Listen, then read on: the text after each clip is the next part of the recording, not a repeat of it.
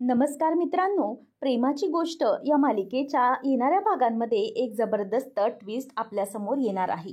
मिहीर कोमलसोबत लग्नासाठी तयार झाल्यानंतर जेव्हा मुक्तासमोर मिहिकाच्या प्रेग्नन्सीचं सत्य येणार की मिहिकाच्या पोटातलं बाळ हे मिहीरचं आहे, तेव्हा नेमकं मुक्ता काय निर्णय घेणार आणि सागर मुक्ताच्या या निर्णयावर कशाप्रकारे मुक्ताची साथ देणार आणि पुन्हा सावनी व हर्षवर्धन एकत्र आल्यामुळे कशाप्रकारे पुन्हा एकदा दोघेही तोंडावर आपटणार, हे सगळे आपल्याला या ट्विस्टमध्ये पाहायला मिळणार आहे. त्यामुळे व्हिडिओ अगदी शेवटपर्यंत नक्कीच बघा. तर मित्रांनो, आतापर्यंतच्या भागांमध्ये आपण पाहिलं की कोमलने आत्महत्या करण्याचा प्रयत्न केल्यानंतर मिहीर कोमलशी लग्न करायला तयार होतो आणि पुन्हा एकदा कोळी कुटुंबामध्ये आनंदाचं वातावरण तयार होतं. कारण काही झालं तरीही मिहीरला त्याच्या दादूचा त्रास आता बघवत नसतो आणि कोळी कुटुंब हे त्याचं अगदी फॅमिली असते आणि त्यांचा त्रास करून त्याला खूप सहन होत असतो आणि काही करून त्याला कोळी कुटुंबाला सगळ्या संकटातून बाहेर काढायचंच असतं. आणि पुन्हा एकदा जर कोमलने आत्महत्येचा प्रयत्न केला तर मात्र सगळं कुटुंब हादरून जाईल आणि पुन्हा हातामध्ये काहीच उरणार नाही. यासाठी मिहीरने कोमलशी लग्न करण्याचा निर्णय घेतलेला असतो. परंतु जेव्हा मुक्ताला हे कळतं, मुक्ता मिहीरला समजावते की प्लीज असा चुकीचा कोणताही निर्णय घेऊ नकोस, कारण काही झालं तरी आपण भावनेच्या भरामध्ये येऊन कोणत्याही प्रकारचा निर्णय घ्यायचा नाही. म्हणून मिहीरला मुक्ता अडवण्याचा प्रयत्न करते. परंतु मिहीर म्हणतो की नाही वहिनी, मी कोणत्याही प्रकारच्या भावनेच्या भरामध्ये हा निर्णय घेत नाही, कारण माझ्या आयुष्यात असं काही घडलं ना, ते होऊन गेलं. मला आयुष्यात प्रेमामध्ये धोका मिळाला, परंतु कोमलच्या बाबतीत हे सगळं घडताना पाहून मला देखील त्रास झाला, कारण मी स्वतःला तिच्या जागी ठेवून पाहिलं आणि मला हे सहन झालं नाही. आणि कोमल खरंच खूप चांगली मुलगी आहे. तिच्या बाबतीत कुठलीही वाईट गोष्ट घडली तरीही मला चालणार नाही, कारण म्हणूनच मी लग्नाला तयार झालो आहे. आणि कोमलसारखी चांगली मुलगी, साधी मुलगी मला शोधूनही सापडणार नाही. शिवाय मलाही माझ्या आयुष्यामध्ये आता सेटल झालं पाहिजे, म्हणून मी हा निर्णय घेतला आहे. तेव्हा आता हे ऐकल्यावर मुक्ताला धक्का बसतो. मुक्ता म्हणते की मिहीर, तू पुन्हा एकदा विचार कर. जर भावनेच्या भरात निर्णय घेत असशील तर आताच मागे हो, कारण आता आयुष्यभर तुम्ही एकमेकांवर प्रेम केलात, मिहिका आणि तू, आणि अजूनही तुझं तिच्यावरच प्रेम आहे. कारण त्यामुळे तू विचार कर, तू तिची जागा दुसऱ्या कोणाला देऊ शकणार आहेस का? तेव्हा मिहीर म्हणतो की नाही वहिनी, मी मिहिकाची जागा दुसऱ्या कोणालाही देऊ शकत नाही.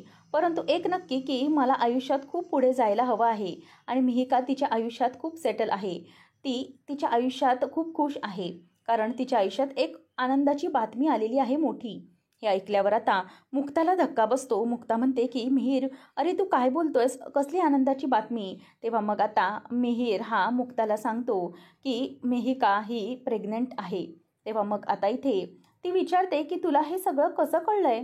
तेव्हा मग आता तो म्हणतो की वहिनी, त्या दिवशी मी शॉपिंग मॉलच्या बाहेर हर्षवर्धन आणि मिहिका मला दिसले होते, तेव्हा ती प्रेग्नंट आहे असं काहीतरी बोलत होती आणि त्याच संदर्भामध्ये ते दोघंही शॉपिंग करत होते. आणि मी तिला विचारलं तर तिने मला सांगितलं की ती गरोदर आहे. म्हणूनच आता हे ऐकून मुक्ताला धक्का बसतो आणि तिला आनंदही होतो. नेमकं काय करावं तिला काहीच कळत नाही.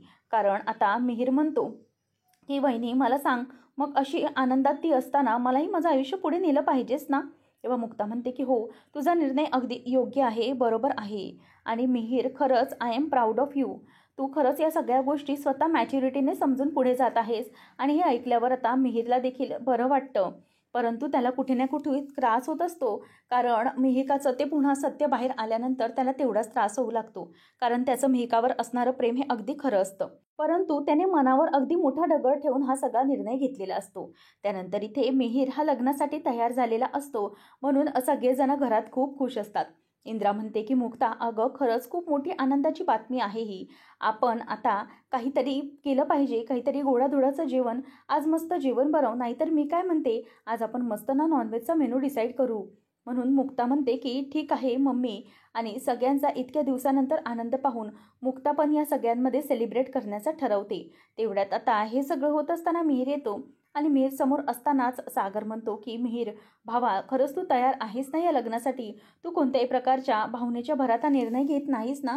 तेव्हा मिहीर म्हणतो की नाही दादूस, मी हा निर्णय योग्य घेतला आहे, कारण कोमल मला आवडते. असं म्हटल्यावर आता सगळ्यांना जीवात जीव येतो. सगळेजण पार्टी मूडमध्ये असतात.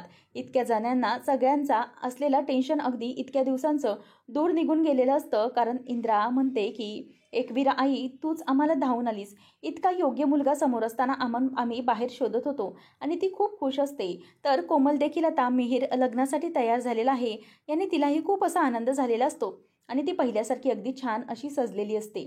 परंतु सागरला थोडं वाईट वाटतं की या सगळ्यामध्ये आदित्य सोबत नाहीये. जर आदित्य इथे असता तर आणखी मजा आली असती. सागरला वाटत असतं की आदित्य आपल्यासोबत आता हवा होता. तर आता इकडे सावनी ही हॉटेलमध्ये फक्त त्या आदित्यला खायला फास्ट फूडच देत असते आणि हॉटेलमधलं जेवण देवायला देत असते. मग आता हे ऐकून त्याला ते आवडत नसतं. तो म्हणतो की मम्मा, हे सगळं काय तू मला देत आहेस? हे मला सगळं खायला नको आहे. अगं मला नाही आवडत आता हे सगळं. मला मुक्ता आंटी जसं घरातलं जेवण बनवून द्यायची ना, तसं मला हवं आहे. आता सावनी म्हणते की आता तुला हेच कसं सगळं जमेल? आपण हॉटेलमध्ये राहतोय ना, मग असं कसं करणार आपण? आपण एका घरात राहणार तेव्हा हे सगळं जमतं. आपण एक काम करूया, आपण ना कुठेतरी राहायला रूम बघूया. म्हणजे आपल्याला हे सगळं करता येईल. आणि ती विचार करते की मी आता कोणाची मदत घेऊ? माझ्याकडे पैसे तर फार कमी आहेत. नवीन घर तयार करायचं म्हटलं की तेवढे पैसे लागतील. परंतु या आदित्यला माझ्याकडेच ठेवलं पाहिजे. कारण काही करून मला हा हुकमी एका माझ्याजवळ ठेवायचा आहे. त्याच्यासाठी मला काहीतरी केलंच पाहिजे असा विचार आता सावनीच्या डोक्यामध्ये सुरू असतो. नंतर मिहिका हर्षवर्धनचं घर सोडून निघून चाललेली असते. हर्षवर्धन म्हणतो की निघालीस तर बघ तुझी काय वाट लागेल ते. तेव्हा ती म्हणते की आता तुला जे काही करायचे ते कर, परंतु तुझे रिपोर्ट तयार केले आहेत ना ते खोटे आहेत हे मी सगळ्यांसमोर सगळ्या जगासमोर सिद्ध करणार आहे. तेव्हा हर्षवर्धन तिला थांबवण्याचा प्रयत्न करतो, परंतु ती त्याला ढकलून बाहेर निघून जाते. ती म्हणते की आता माझी जी बदनामी व्हायची ना ती होऊ दे, परंतु आता मी तुला सोडणार नाही. आणि ती बाहेर निघते आणि दरवाजाच्या बाहेर जाऊन रडत असते आणि विचार करते की काही झालं तरीही हर्षवर्धनला मी मीडियासमोर एक्सपोज करणार आहे आणि आमचं खोटं लग्न आहे हे सगळ्या जगाला दाखवून देणार आणि माझ्या पोटातलं मिहीरचं बाळ आहे हे मी त्याला सांगणार. त्यानंतर या सगळ्यामध्ये मुक्ता मिहिकाला फोन करण्याचा ठरवते. ती विचार करते की या सगळ्यात माझ्या बहिणीची काय चूक आहे? ती माझी लहान बहीण आहे आणि तिला या काळात एका आईची आणि एका बहिणीची खूप गरज असेल, परंतु तिच्याबरोबर बिचारीबरोबर कोणीही नाही. म्हणून मला तिच्याशी एकदा बोललं पाहिजे. आणि म्हणून ती मन घट्ट करते आणि डोळ्यातलं पाणी पुसून मिहिकाला फोन करते. तेव्हा आता ताईचा अगदी योग्य वेळेत फोन आलेला पाहून तिचं मन अगदी भरून गेलेलं असतं. ती घराच्या बाहेर पडलेली असते. तेव्हा मिहिका म्हणते की ताई, तू मला आत्ता फोन केलास? तेव्हा ती म्हणते की तुला कसं कळलं? मला तुझी खूप आठवण येत होती. तेव्हा मुक्ता म्हणते की काय झालं मिहिका, तू रडत आहेस का? तेव्हा मग आता मुक्ताला ती म्हणते की काय नाही ताई, मला अशीच तुझी आठवण झाली होती. तेव्हा मुक्ता म्हणते की हे सगळं कधी झालं? मला मिहीरकडून समजलं आहे की तू प्रेग्नेंट आहेस. तेव्हा हे ऐकल्यावर आता मिहिकाला धक्काच बसतो. मिहिका म्हणते की ताई, तुला हे मिहीरने सांगितलं? तेव्हा ती म्हणते की हो, हे सगळं मला मिहीरने सांगितलेलं आहे. मुक्ता तिला विचारते की तुला कितवा महिना सुरू आहे? तेव्हा ती म्हणते की मला 4था महिना सुरू आहे. हे ऐकल्यावर मुक्ताला देखील धक्का बसतो. ती म्हणते की तिला आईकडून सगळे काही विधी करावे लागले असतील, ते तर केलेच नाहीत. चोरोटी वगैरे सगळे विधी झाले नाही. बिचारी तिकडे एकटीच थांबली आहे आणि मुक्ताला वाईट वाटू लागतं. तेव्हा मुक्ता म्हणते की तो हर्ष तुझ्याबरोबर व्यवस्थित वागतो ना? सगळं ठीक आहे ना? तेव्हा आता मिहिका मात्र जोरजोरात रडू लागते. मुक्ता म्हणते की काय झालं? तू कशाला रडत आहेस? तेव्हा मग आता ती म्हणते की ताई, हर्ष खूप मोठा घाणेरडा माणूस आहे, नीच माणूस आहे. मला त्याच्याबरोबर संसार करायचा नाही. मी घराच्या बाहेर पडली आहे. हे ऐकल्यावर मुक्ता म्हणते की अगं असं कसं तू करू शकतेस? अगं मिहू, हे तुझं बाळ तुझ्या पोटात आहे ना त्याचं, मग तू असं कसं वागू शकते? तेव्हा मुक्ताला ती म्हणते की नाही ताई, तुझा गैरसमज होत आहे. माझ्या पोटात हर्षचं नाही तर मिहीरचं बाळ वाढत आहे. हर्ष आणि माझ्यामध्ये तशा कोणत्याही प्रकारचा संबंध झालेला नाही आहे. अगं ना कधी निर्माण झाला ना कधी होईल.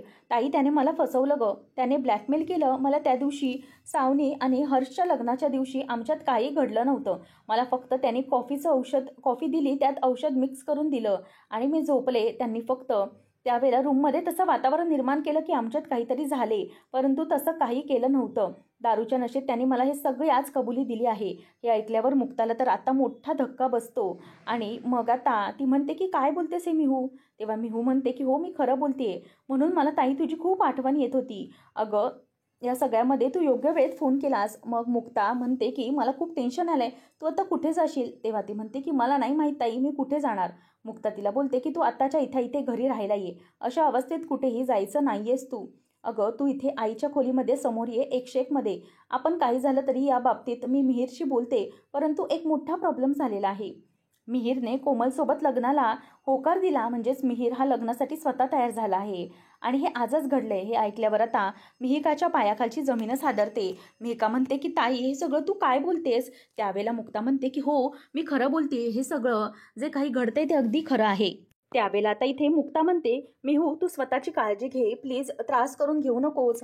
परंतु आपल्याला घरी तुला थांबलं पाहिजे, लवकरात लवकर तू घरी ये आणि मला हे सगळं घरात बोललं पाहिजे, नाहीतर खूप मोठा आता प्रॉब्लेम होऊन बसेल. नंतर आता इथे मिहीरला देखील हे काहीच माहिती नसतं. मुक्ताच्या म्हणजेच आपल्या मिहिकाच्या पोटामध्ये जे काही बाळ आहे ते त्याचं असतं, म्हणून आता तो पूर्ण निर्धास्तपणे लग्नाला तयार झालेला असतो. नंतर या सगळ्यामध्ये मुक्ता ही सागरशी बोलण्याचं ठरवते.